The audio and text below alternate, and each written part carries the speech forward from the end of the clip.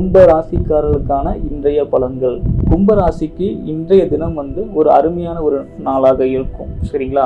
அருமையான ஒரு நாளாக இருக்குன்னா இப்போ சூப்பராக இருக்குமா, எனக்கு எல்லாமே சக்ஸஸ்ஃபுல்லாக நடக்குமா அப்படின்னு கிடையாது. பண விஷயங்கள்ல உங்களுக்கு தேவைக்கேற்ப பணம் கிடைக்கும். சரிங்களா? அன்றாட உணவு தேவை, இருப்பிடம், உணவு போன்ற அடிப்படை தேவைகளை பூர்த்தி செய்யக்கூடிய அளவுக்கு உங்களுக்கு பணம் எப்படியாவது சேர்ந்துடும். சரிங்களா? ஆனாலும் அதே நேரத்தில் உங்களுடைய ராசியில அமாவாசை நெருங்கக்கூடிய சந்திர பகவான் கூடி இருக்கிறதும், உங்க ராசிநாதன் 2ஆம் இடத்துல இருக்கிறதும் பொருளாதார ரீதியாக சில பிரச்சனைகள் ஏற்படும். அதாவது உங்களுடைய அடிப்படை தேவைகளுக்கு மட்டும்தான் பணம் தேவைப்படும், பணமும் இருக்கும். சரிங்களா? மற்றபடி தொழில் மேன்மைகள், புதுசாக இடம் வாங்குறது, வீடு கட்டுறதுன்னு சொல்லிட்டு மிகப்பெரிய ஒரு இன்வெஸ்ட்மெண்ட் பண்ணுறதுலாம் நிறைய தடைகள், தாமதங்கள் ஏற்படும். அதே போல் சனி பகவான் பாதிக்கப்பட்டு இருக்கிறதுனால 2ஆம் இடங்கிறது வாக்கு, நாக்கில் சனி உட்கார்ந்துருக்கிறாரு. அதனால் பேசக்கூடிய பேச்சில் எப்பயுமே ரொம்ப கவனமாக நீங்கள் பேசணும். நீங்கள் மற்ற மனசை காயப்படுத்துகிற மாதிரி என்றைக்குமே நீங்கள் பேசிடக்கூடாது. அதுக்கு நீங்கள் பேசாமல் இருக்கிறது கூட சிறப்பாக தான் இருக்கும். சரிங்களா?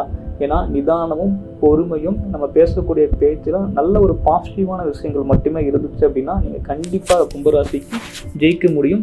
இன்றைக்கும் ஒரு பாசிட்டிவான ஒரு நாளாக இருக்கும். நீங்கள் கம்முன்னு இருந்தாலும் கூட உங்கள் நெருக்கமான சொந்தக்காரங்க, உங்களுடைய மனைவி அல்லது கணவன் அல்லது குழந்தைகள், இல்லைன்னா சுற்றி இருக்கக்கூடிய சுற்றுப்புறத்தில் தாய் தந்தையர்கள் ஏதாவது உங்கள்கிட்ட பேசுவாங்க, உங்களுக்கு கோவம் வரும், அவங்க மனசு நோக்கிற மாதிரி நீங்கள் பேசிடுவீங்க. அது குடும்பத்தில் சில பிரச்சனைகள்லாம் ஏற்படும்.